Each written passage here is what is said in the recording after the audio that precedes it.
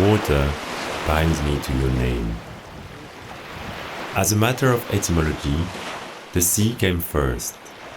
Archipelago, a word borrowed from Italian, and before that, from Greek, archi, chief, plus pelagos, sea. The main sea for the Greeks, of course, the Aegean, a sea that happens to be full of islands. Archipelago, another name for the Aegean Sea, now used to describe scatterings and clusterings and chains of islands everywhere. When Derek Walcott calls the Caribbean the New Aegean, it is not merely a classical affectation, but an almost literal definition of the archipelago. The caress of the water on the skin. The water is dark like me, and it's calling me. Will I resist its call? Heaviness, yet lightness. Swimming amongst ghosts, body to body. Your skin is on their skins. Your dead cells enter me. Then you leave me. Water binds me to your name.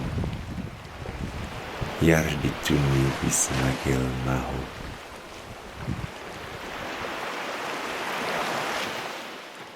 Swimming is in itself an archipelagic gesture that confuses the opposition between land and water. Swimming is understood as natation, an English language term that is cognate with the ancient Greek nessos, usually translated as island.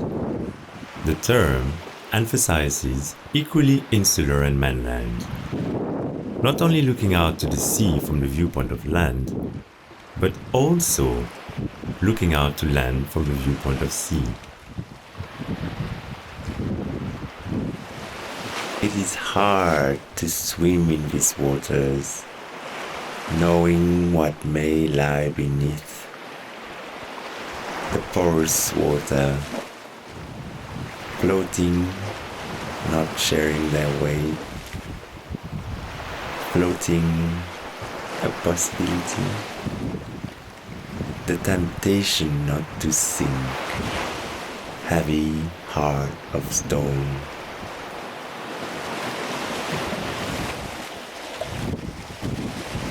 Mohamed Besbour, Ampalagan Ganeshu, Idris T, Essawi Washedal, Lenia Lechi, Khalil Mohamed Fati, Korani Abdul Daib, Korani Abdul Habib, Taher Mohamed Zanati, Najib Dohatem, Abdoulaye Ba, Aïché Abdurana, Mangasule, Fadwa Tahal, Moreke Badibane, Sharmak Aboubakar So, Véronique Kamam, Lazragi Kalea, Alpha Tahé, Ahmed Lawan Shamal, Osato Osara, Hussein Traoré, Aïssé Abdul Reza, NN, no name, NN, no name.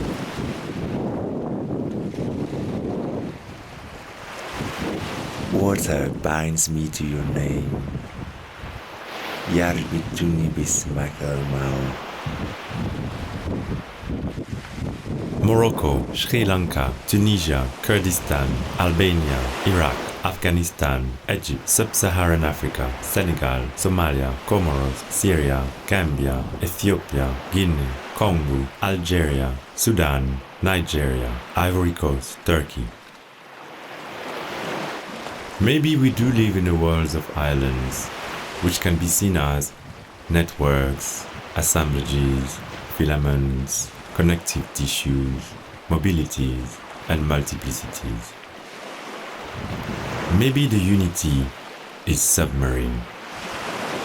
You may take the boy out of the island, but you will not take the island out of the boy.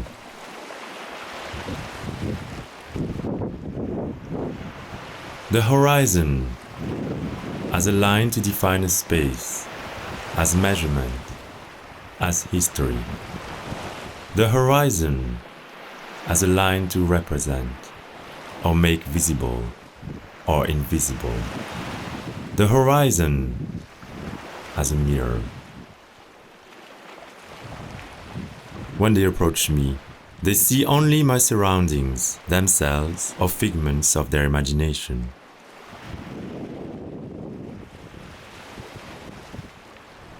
By strict etymology, utopia, derived from Greek, means no place. But in English pronunciation, its homonym is utopia, good place. Isolated as they are by the irrevocable sea, islands are well-suited candidates for ideal societies as they are for fortresses and prisons. Until individuals are recognized as refugees, they must be given asylum. You can't hold them in prison, as this would be a deprivation of human liberty. This is not just a point of view, it is the law, part of the Universal Declaration of Human Rights. It is a legal obligation.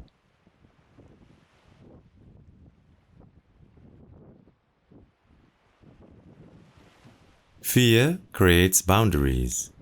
Boundaries create hate. Hate only serves the oppressor.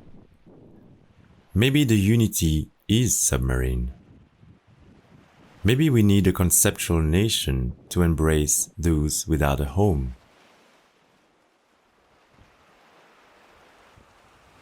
Floating still, the privilege of standing, speaking these words, choosing these words, my limit, my incapacity. Yet movements, fluidity, sketching an escape, yet my feet are anchored deep in the water, what lies beneath, beyond the reflection.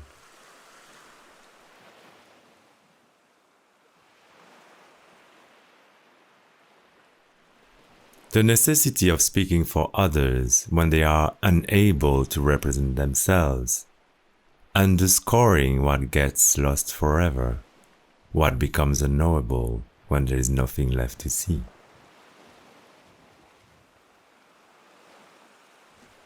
Water binds me to your name, Yarbituni Bismaki al-Maho.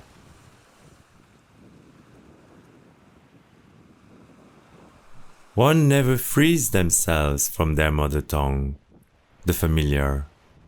Anyone who speaks a foreign language speaks it from their own mother tongue, which may be recognizable by an accent, a word, or an unusual grammatical construction, but also by the gaze and the expression on a face.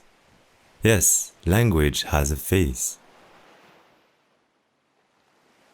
The destabilization of Western languages through chosen poetic words is a powerful intention.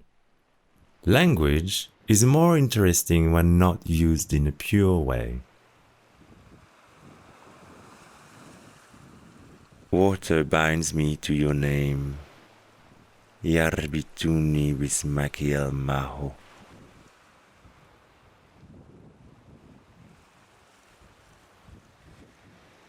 Yemanja, Yoruba Yemoja, is a major water spirit from the Yoruba religion. She is an Orisha. She is the mother of all Orishas.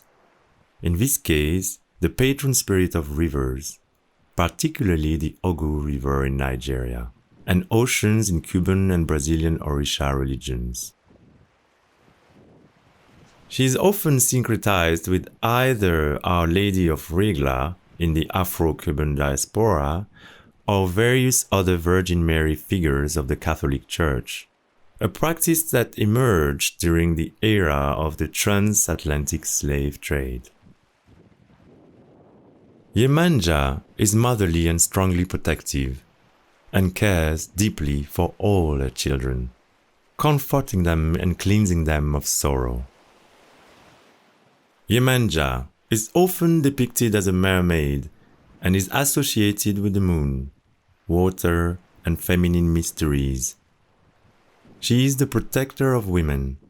She governs everything pertaining to women, parenting, child safety, love, and healing.